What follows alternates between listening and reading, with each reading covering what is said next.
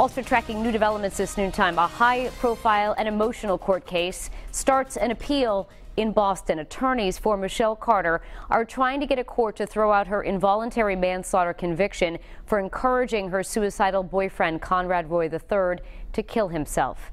Eyewitness News reporter Steph Machado joins us live in Boston now with all the latest. Steph?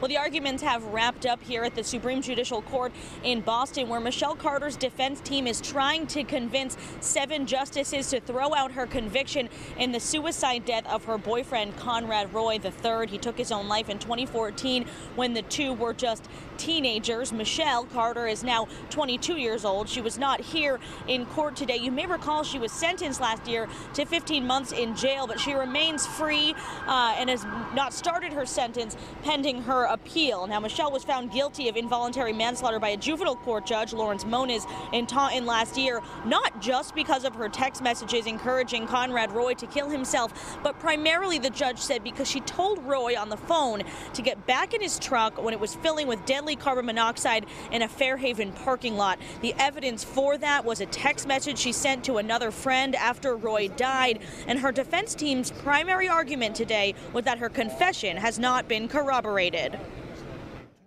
This case, in some ways, is all about this notion that Michelle's told Conrad, get back in the truck.